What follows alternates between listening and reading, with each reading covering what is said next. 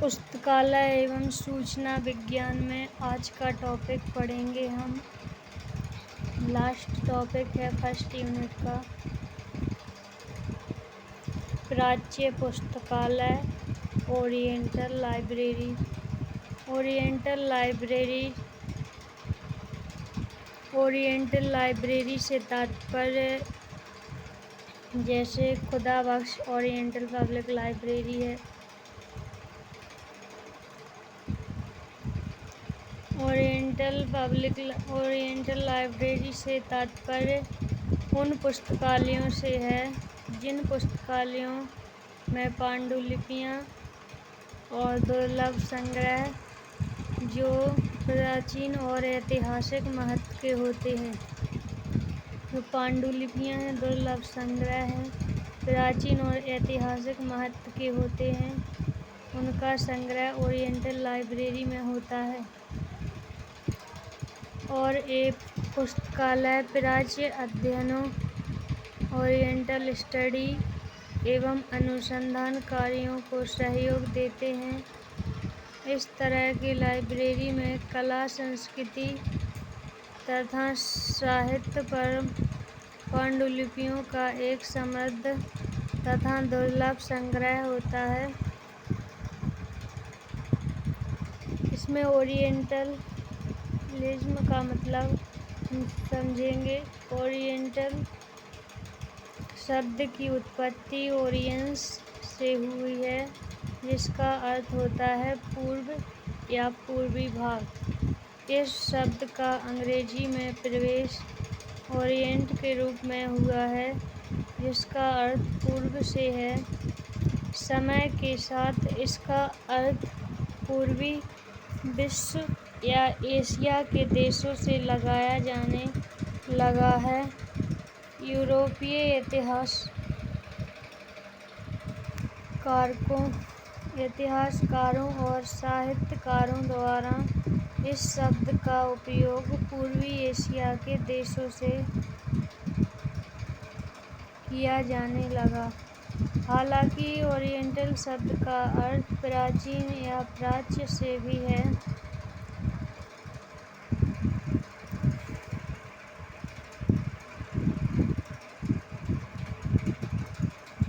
Europe के कई प्राचीन सरकारी दस्तावेजों में ओरिएंटल शब्द एशियाई शब्द का प्रतिनिधित्व करता है।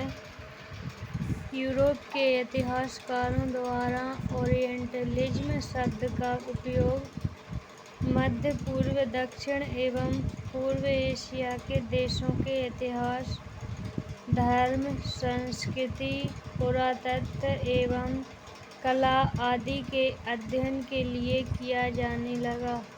ओरिएंटल शब्द का प्रयोग साधारणतः इस शब्द का अर्थ पूर्वी देशों के सांस्कृतिक, कला, भाषा आदि के अध्ययन से है।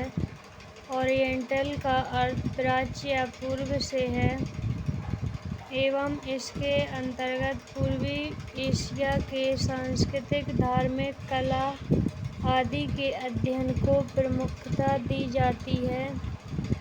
इसके अध्ययन का व्यापक प्रभाव धार्मिक अध्ययन से भी है।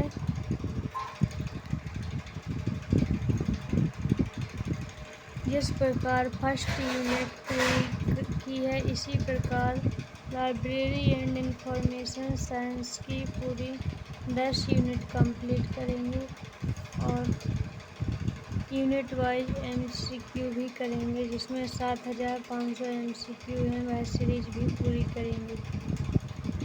ओरिएंटल लाइब्रेरी पुस्तकालय वह स्थान है जहाँ विभिन्न प्रकार पाठ्य सामग्रियों का संग्रह रहता है।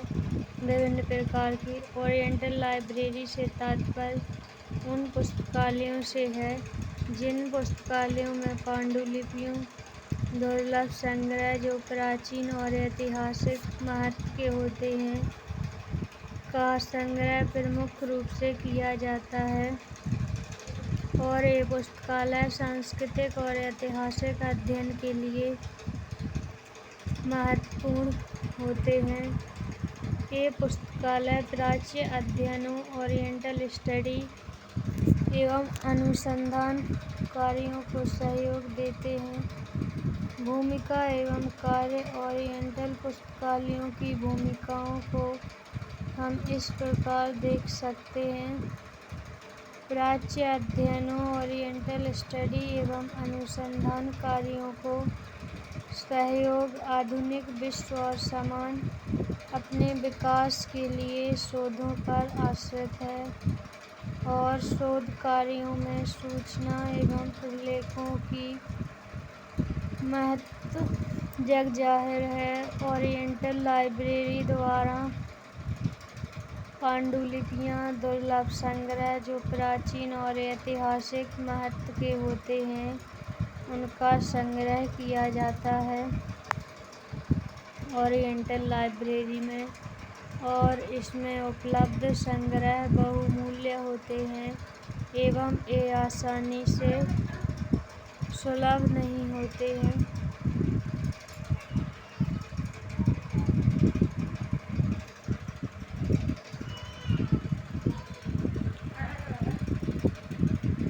ये पुस्तकालय प्राच्य अध्ययनों, ओरिएंटल स्टडी एवं अनुसंधान कार्यों के लिए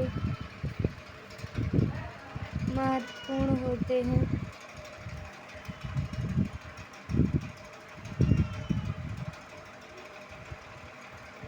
क्योंकि इससे संबंधित शोध सामग्री अन्यत्र नहीं पाए जाते हैं। इसलिए प्राच्य अध्ययनों, ओरिएंटल स्टडी एवं अनुसंधान कार्यों में ओरिएंटल लाइब्रेरी की भूमिका महत्वपूर्ण हो जाती है। इसके बाद पांडुलिपियों और दुर्लभ पाठ्य सामग्रियों का संग्रह एवं संरक्षण।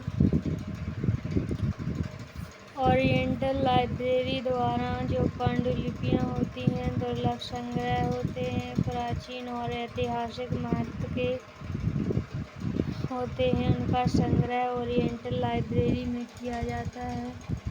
इसको संरक्षित किया जाता है। ये पांडुलिपियां दुर्लभ संग्रह जो प्राचीन और ऐतिहासिक होते हैं, इनमें कई बहुमूल्य ज्ञान छुपा हो रहता है और यह शोध के आधार होते हैं।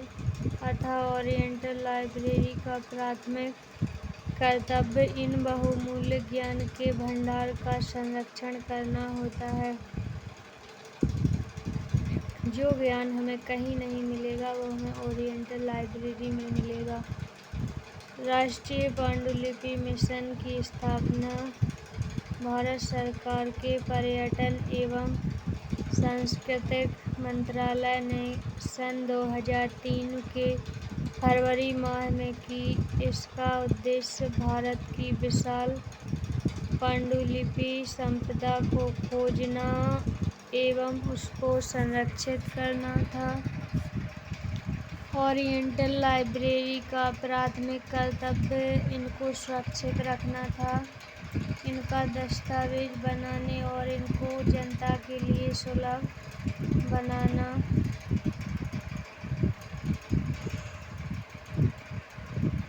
ताकि भारत के भूत को इसके वर्तमान एवं भविष्य से जोड़ा जा सके, इसलिए ओरिएंटल लाइब्रेरी की स्थापना की गई। इसके बाद सांस्कृतिक,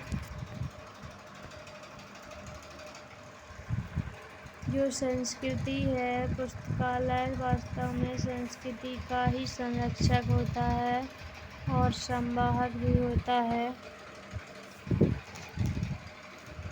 क्योंकि पुस्तकालयों द्वारा पुस्तकों का संग्रह किया जाता है और उसे संरक्षित किया जाता है।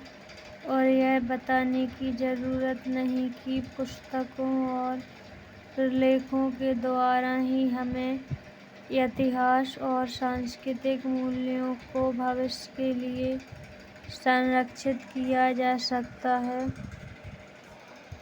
इसके अलावा यह समाज के महत्वपूर्ण सांस्कृतिक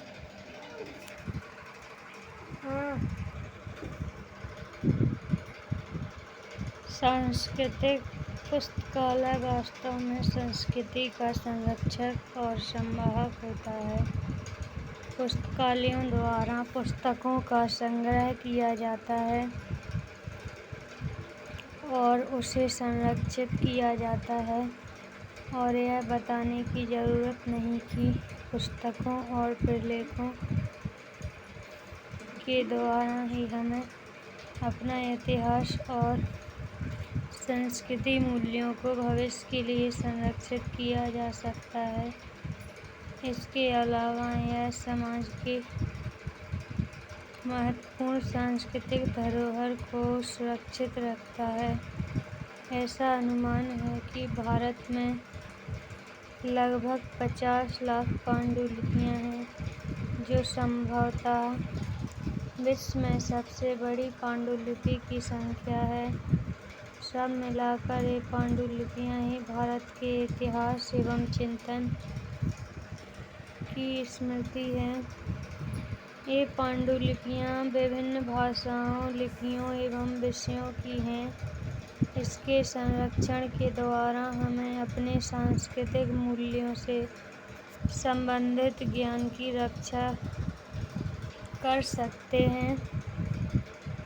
इसके बाद शिक्षा में ओरिएंटल लाइब्रेरी की भूमिका। पुस्तकालय का सभी प्रकार की शिक्षा, औपचारिक अनौपचारिक शिक्षा के क्षेत्र में महत्वपूर्ण योगदान है। यह शिक्षा क्षेत्र में आधार स्तंभ की तरह कार्य करता है और पुस्तकालय के बिना आधुनिक शिक्षा की कल्पना भी नहीं की जा सकती है।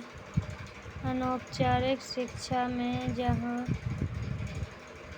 शिक्षा अप्रत्यक्ष रूप से प्राप्त होता है, वहाँ पर पुस्तकालय की भूमिका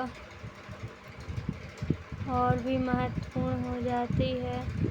शिक्षा के क्षेत्र में ओरिएंटल पुस्तकालय की भूमिका को भी नकारा नहीं जा सकता। खासकर प्राचीन और ऐतिहासिक अध्ययन के क्षेत्र में सूचना संचार पुस्तकालय और सूचना केंद्रों द्वारा सूचनाओं और प्रलेखों का संग्रह और व्यवस्थापन किया जाता है, जिन कारण यह व्यवस्थित सूचनाओं का विशाल भंडार होता है तथा उपयोगिता के आवश्यकता अनुसार उन सूचनाओं का प्रसारण किया जाता है। पुस्तकालय द्वारा न केवल सूचना का संग्रह किया जाता है, बल्कि इसका प्रसारण भी किया जाता है। इस प्रकार ओरिएंटल पुस्तकालय सूचना प्रसारण केंद्रों के रूप में भी कार्य कर रहा है। इसके बाद है धार्मिक तथा आध्यात्मिक।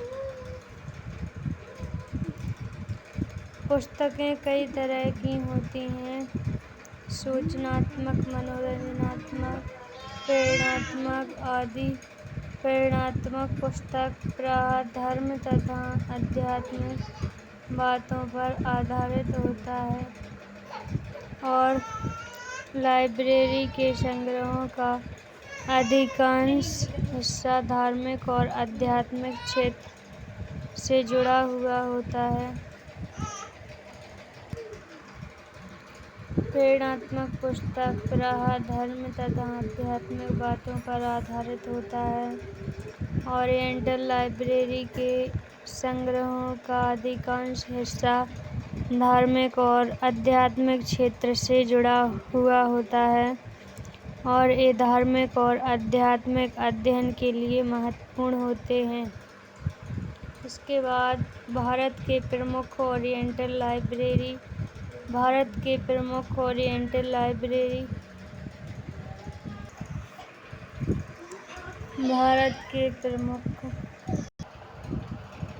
ओरिएंटल लाइब्रेरी निम्नलिखित हैं।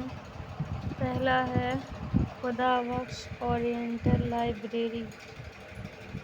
ओरिएंटल लाइब्रेरी का काम होता है कि पांडुलिपियाँ और संग्रहों, विशेष संग्रहों को, जो दुर्लभ संग्रह होते हैं, उनको इस दृष्टि से एकत्रित रखना कि वो भविष्य में और वर्तमान में उपयोग किए जा सकें। एक पहली ओरिएंटल लाइब्रेरी है खुदाबख्श ओरिएंटल लाइब्रेरी, पटना में, बिहार में है। खुदाबख्श ओरिएंटल लाइब्रेरी भारत के प्राचीन पुस्तकालयों में से एक है, जिसे पांडुलिपि राष्ट्रीय पुस्तकालय का दर्जा प्राप्त है। खुदाबख्श ओरिएंटल लाइब्रेरी को अक्टूबर 1891 को खान बहादुर खुदाबख्श द्वारा 4000 पांडुलिपियों के साथ जनता के लिए खोल दिया गया, ताकि जनता उन पांडुलिपियों को पढ़ सके। खुदाबख्श खान ने अपना पूरा व्यक्तिगत संग्रह पुस्तकालय के रूप में दान कर दिया। इस पुस्तकालय में फारसी और अरबी पांडुलिपियों के दुर्लभ संग्रह, राजपूत और भारत के मुगल युग के दौरान किए गए दुर्लभ संग्रह भी मौजूद हैं। यह सांस्कृतिक मंत्रालय सरकार के अधीन एक स्वायत्त संगठन और इस स्वायत्त संस्था को बिहार के राज्यपाल के साथ एक बोर्ड द्वारा शासित किया जा रहा है। लाइब्रेरी के नित्यापति कार्यों के लिए एवं प्रबंधन की जिम्मेदारी निदेशक डायरेक्टर को सौंपी जाती है। अपने समृद्ध और मूल्यवान संग्रह, ऐतिहासिक और बौद्धिक मूल्य को स्वीकार करते हुए भारत सरकार ने इस पुस्तकालय को 1969 में संसद के एक अधिनियम द्वारा राष्ट्रीय महत्व का एक संस्थान घोषित किया। यह पुस्तकालय अब पूरी तरह से सांस्कृतिक मंत्रालय भारत सरकार द्वारा वित्त पोषित है। इस पुस्तकालय को पांडुलिपियों के लिए राष्ट्रीय मिशन के तहत पांडुलिपि संरक्षण केंद्र (MCC) भी घोषित किया गया है। यह पुस्तकालय प्राच्य अध्ययनों ओरिएंटल स्टडी में एक अनुसंधान केंद्र के रूप में तथा छात्रों, युवाओं और वरिष्ठ नागरिकों की आवश्यकताओं को पूरा करने के लिए सार्वजनिक पुस्तकालय के रूप में कार्य करते हुए दोहरी भूमिका निभाता है। इसके बाद सरस्वती महल लाइब्रेरी एक ओरिएंटल लाइब्रेरी है। सरस्वती महल पुस्तकालय तंजौर, एशिया में अपनी तरह का सबसे पुराना पुस्तकालय है, जिसका निर्माण सन 1535 से 1675 में तंजौर के राजा नायक ने करवाया था। यहाँ खजूर के पत्तों पर तमिल, मराठी, तेलुगु, अंग्रेजी आदि कई भाषाओं के लिपियों, पांडुलिपियों और पुस्तकों का असाधारण संग्रह मौजूद है। सरस्वती महल लाइब्रेरी तंजावुर संस्कृति का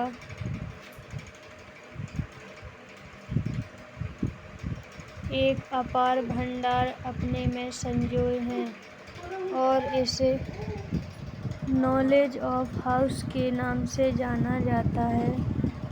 इस लाइब्रेरी हाउस में कला, संस्कृति तथा साहित्य पर पांडुलिपियों का एक समृद्ध तथा दुर्लभ संग्रह है। तंजावुर के नायक किंग तथा मराठा शासकों द्वारा रॉयल पैलेस लाइब्रेरी के रूप में इस पुस्तकालय को बौद्धिक समृद्धि के लिए निर्मित किया गया। इस पुस्तकालय को 1918 में सार्वजनिक पुस्तकालय के तौर पर विकसित किया गया और यह पांडुलिपियों के संग्रह की दृष्टि से भारत का सबसे बड़ा पुस्तकालय है।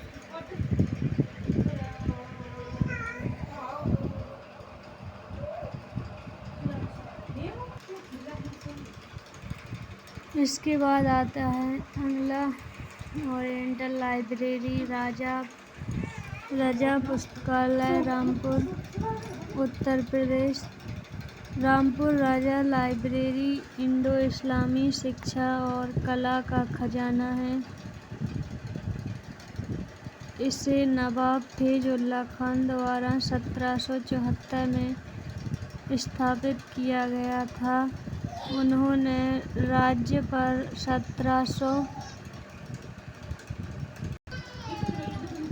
1794 में स्थापित किया गया था। उन्होंने राज्य पर 1794 तक शासन किया। रामपुर राजा लाइब्रेरी है 1774 में स्थापना की गई थी इसकी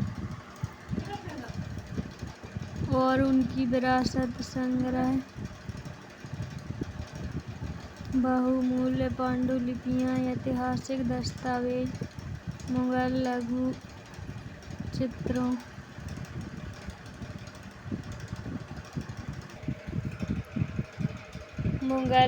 चित्रों, किताबों और कला के अन्य कार्यों के अलावा नवीन कृतियों की रचनाएं तथा भेंट में दी गई पुस्तकें इस पुस्तकालय में एकत्रित की जाने लगीं।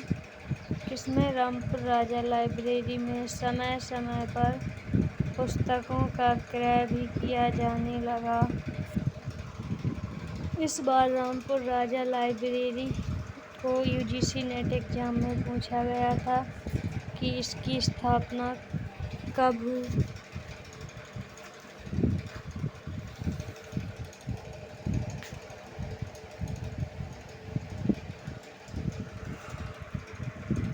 अलभ्य पुस्तकें हुमायूंनामा, अकबरनामा, खजाने उल आलम, तवारीख नादिरी, खुलासत उल तारीख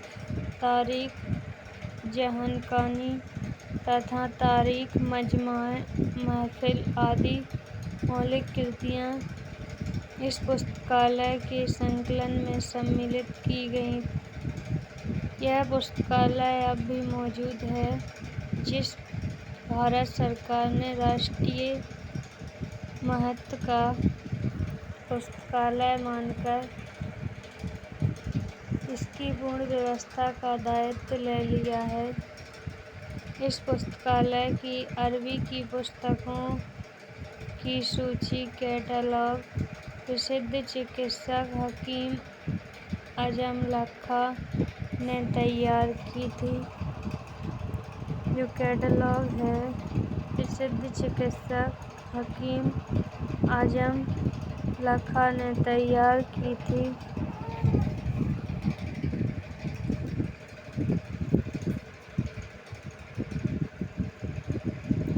और इस भाषा की 1927 में कुल 24,115 पुस्तकें थीं। अब यह पुस्तकालय राजा लाइब्रेरी रामपुर के नाम से जाना जाता है, जिसकी नवीनतम सूची 9 भागों में प्रस्तुत किए जाने की योजना रही है। 6 भागों की बृहद सूची अब तक प्रकाशित हो चुकी है। अपने समृद्ध और मूल्यवान संग्रह, ऐतिहासिक और बौद्धिक मूल्य को स्वीकार करते हुए भारत सरकार ने इस पुस्तकालय को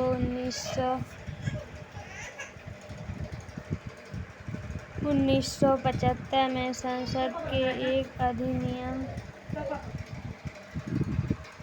अधिनियम द्वारा राष्ट्रीय महत्व का एक संस्थान घोषित किया। इसके बाद मौलाना आज़ाद केंद्रीय पुस्तकालय, अलीगढ़ मुस्लिम विश्वविद्यालय, ये भी एक ओरिएंटल लाइब्रेरी है। अलीगढ़ मुस्लिम विश्वविद्यालय पुस्तकालय। मौलाना आज़ाद पुस्तकालय अलीगढ़ मुस्लिम विश्वविद्यालय की स्थापना एंग्लो ओरिएंटल कॉलेज के रूप में 1875 में की गई थी। 1920 में इसे विश्वविद्यालय के रूप में विकसित किया गया। मौलाना आज़ाद पुस्तकालय अलीगढ़ मुस्लिम विश्वविद्यालय उर्दू के संग्रह में एशिया का सबसे बड़ा पुस्तकालय है। अलीगढ़ मुस्लिम विश्वविद्यालय पुस्तकालय। यहाँ 14,571 पांडुलिपि के दुर्लभ संग्रह भी मौजूद हैं। इसके बाद हकीम मोहम्मद सैयद लाइब्रेरी, नई दिल्ली। हकीम मोहम्मद सैयद लाइब्रेरी, नई दिल्ली विख्यात ओरिएंटल पुस्तकालय है। हकीम मोहम्मद सैयद लाइब्रेरी, नई दिल्ली में 4500 से अधिक फारसी और अरबी पांडुलिपियों के अलावा संस्कृत, उर्दू, अंग्रेजी का दुर्लभ संग्रह भी मौजूद है। 5 ओरिएंटल लाइब्रेरी हो गई। इसके बाद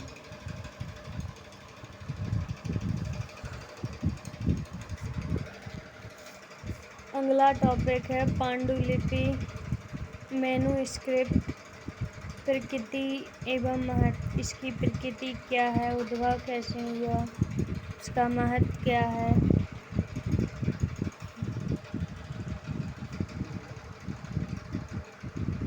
पांडुलिपि संस्कृत के पांडु और लिपि से मिलकर बना है। पांडुलिपि, पांडु का अर्थ होता है पीला या सफ़ेद अथवा पीली आभा वाली सफ़ेदी। वैसे पांडुलेख या पांडुलिपि में किसी सतह को सफ़ेदी से पोतकर लिखने का भाव है। पांडुलिपि उस प्रलेख को कहते हैं जो एक व्यक्ति या अनेक लोगों द्वारा हाथ से लिखी गई हों, जैसे हस्तलिखित पत्र। जो हाथ से लिखी गई हो किताब के रूप में उसे पांडुलिपि कहते हैं। प्रिंट किया हुआ या किसी अन्य विधि से किसी दूसरे दस्तावेज से यांत्रिक वैद्युत रीति से नकल करके तैयार सामग्री को पांडुलिपि नहीं कहा जा सकता। जिस प्रकार हम उस स्थान को लाइब्रेरी नहीं कह सकते जिस स्थान पर पुस्तकें व्यावसायिक दृष्टि से रखी हों, इसी प्रकार यहाँ पर कहा गया है कि प्रिंट किया हुआ या किसी अन्य विधि से किसी दूसरे दस्तावेज से यांत्रिक वैद्युत रीति से नकल करके तैयार सामग्री को पांडुलिपि नहीं कहते हैं। पांडुलिपि शब्द बहुत प्राचीन नहीं है, जबकि पुराने युग में इसके लिए पांडुलेख शब्द का प्रयोग होता था। वैसे भी किसी हस्तलिखित दस्तावेज या प्रारूप को पांडुलिपि कहना सही नहीं है।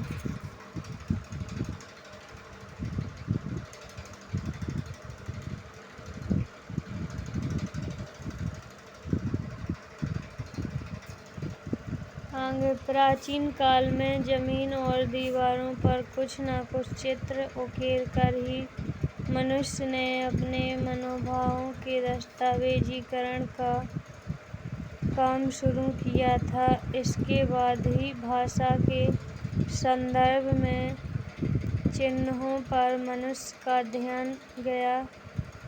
उसके द्वारा व्यक्त विविध चित्र संकेत ही प्रारंभिक भाषाओं के लिपि चिन्ह बने। पांडुलिपि के लिए पहले हस्तलेख या हस्तलिपि शब्द भी प्रचलित था। हस्तलेख में हाथ से ही की गई चित्रकारी लेखन से आशय है। बाद में इसका आशय दस्तावेज, परिपत्र या प्रारूप हो गया। बाद में इसे पांडुलिपि के अर्थ में लिया जाने लगा। पांडुलेख या पांडुलिपि का मूल अर्थ है हाथ से लिखी गई किसी रचना का शुरुआती प्रारूप, यानी पांडुलेख दरअसल हस्तलेख ही है।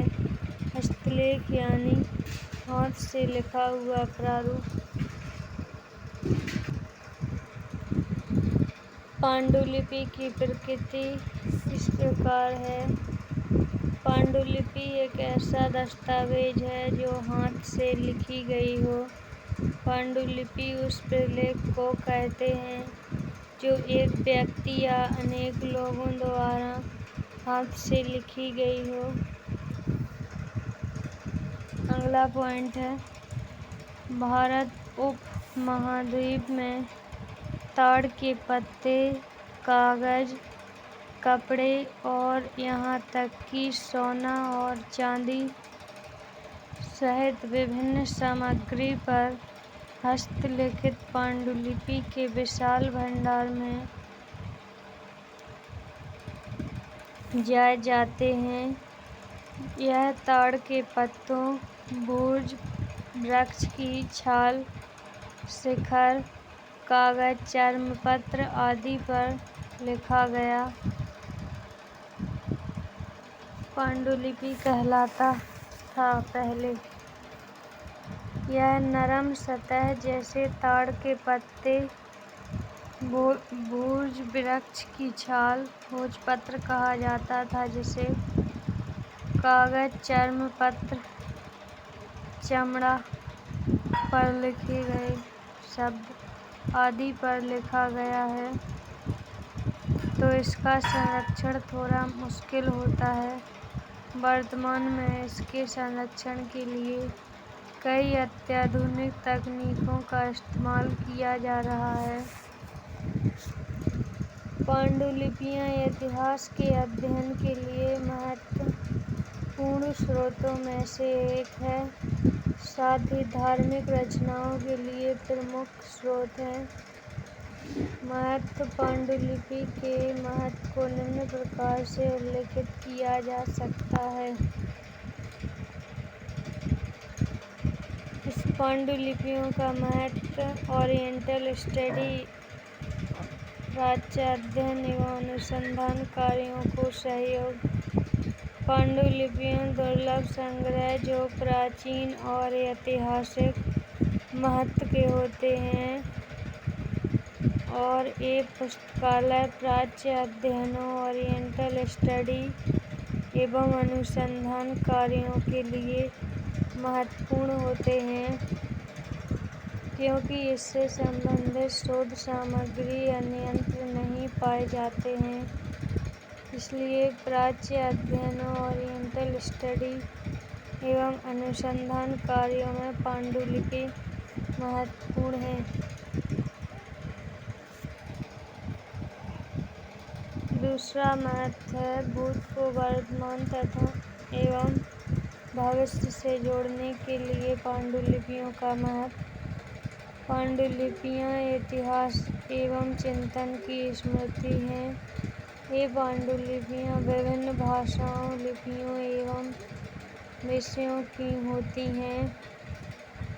इसके अध्ययन से भूत को वर्तमान एवं भविष्य से जोड़ा जा सकता है। इसके बाद सांस्कृतिक महत्व इसका पांडुलिपि का। यह बताने की जरूरत नहीं कि पांडुलिपि के द्वारा इतिहास और सांस्कृतिक मूल्यों को भविष्य के लिए संरक्षित किया जा सकता है।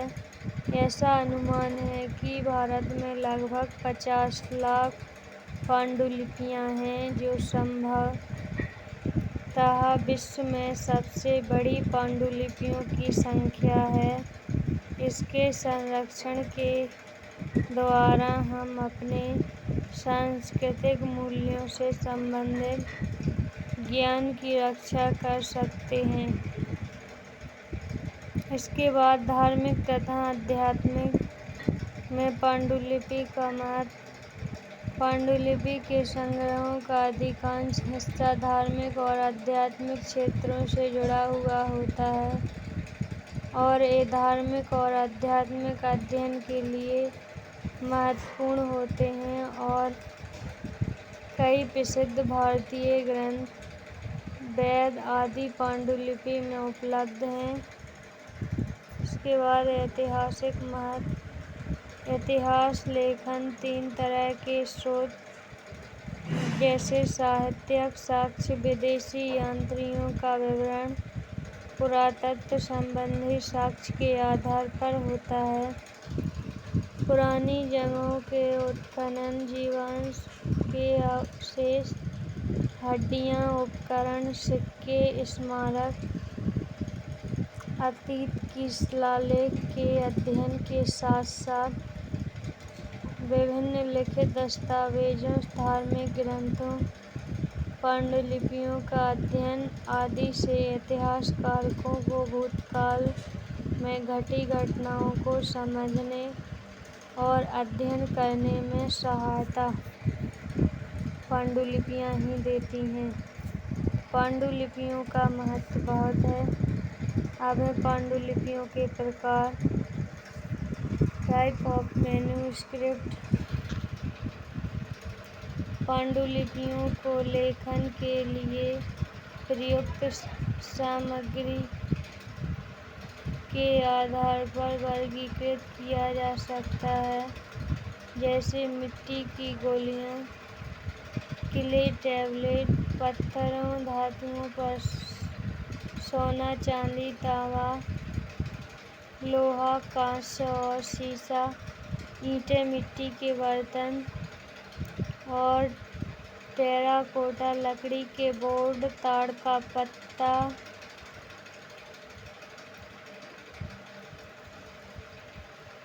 सेंटी छाल, पेपर रोल, हाथी दांत, हड्डी, चर्मपत्र, चमड़ा और कागज आदि। भारतीय उपमहाद्वीप में ताड़ के पत्ते, कागज, कपड़े और यहाँ तक कि सोना, चांदी, शहद, विभिन्न सामग्री पर हस्तलिखित पांडुलिपियों के विशाल भंडार में जाए जाते हैं। यह ताड़ के पत्तों, भोज वृक्ष की छाल, भोजपत्र, शिखर, कागज, चर्मपत्र आदि पर लिखा गया।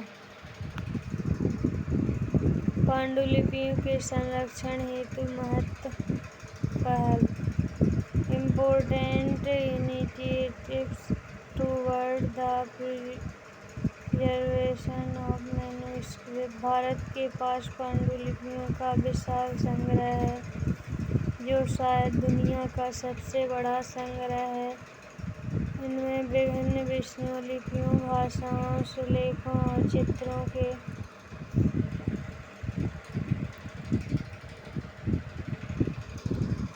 पांडुलिपि शामिल हैं।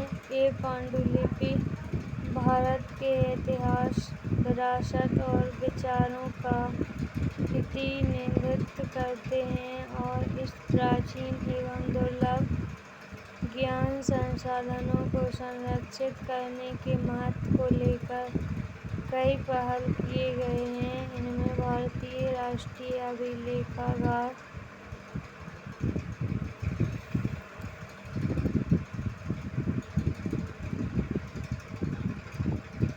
NAI India National Trust for Art and Culture Heritage INTACH, Indira Gandhi राष्ट्रीय कला केंद्र IGNCA और राष्ट्रीय पांडुलिपि मिशन NAMMI के प्रयास प्रमुख हैं।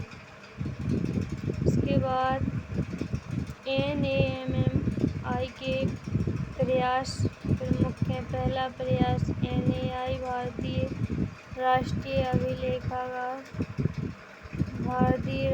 अभिलेखागार ने पांडुलिपियों के संरक्षण और कैटलॉगिंग के लिए पहल की है।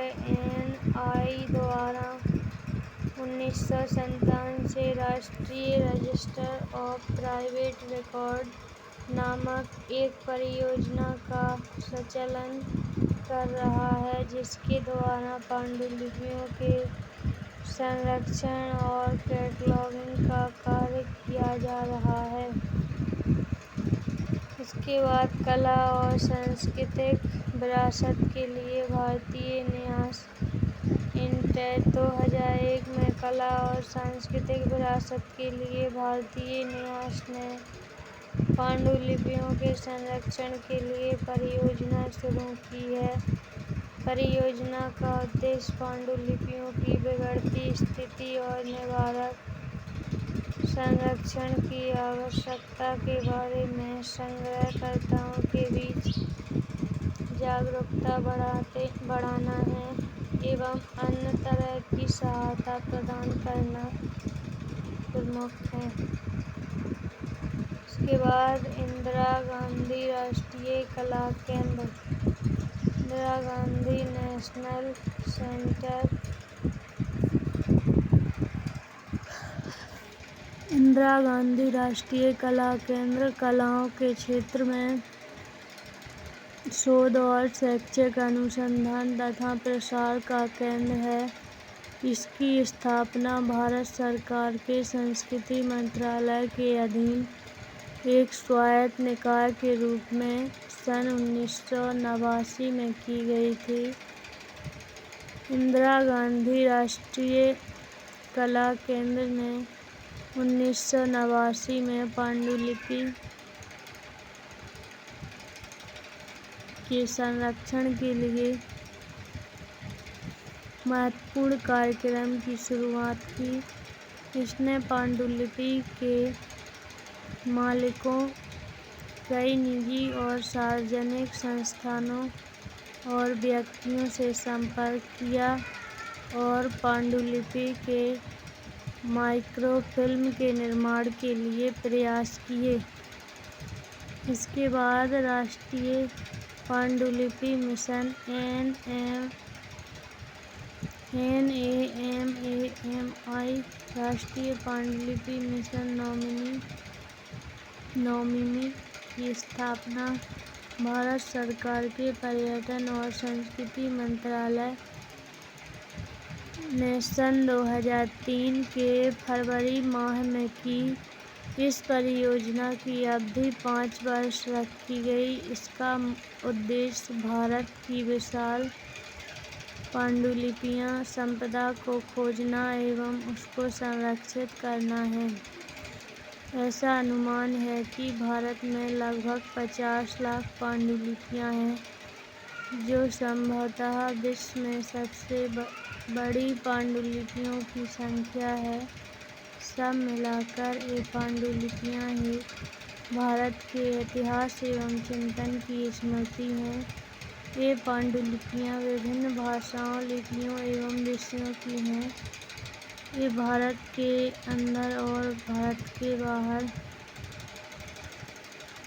सरकारी संस्थाओं या निजी हाथों में हैं। राष्ट्रीय पांडुलिपि मिशन इन सब का पता लगाने, इनको सुरक्षित रखने, इनका दस्तावेज बनाने, इनको जनता के लिए सुलभ बनाने उद्देश्य से स्थापित की गई, ताकि भारत के भूत को वर्तमान भविष्य से जोड़ा जा सके। यह खुदा बख्श ओरिएंटल पब्लिक लाइब्रेरी का चित्र है।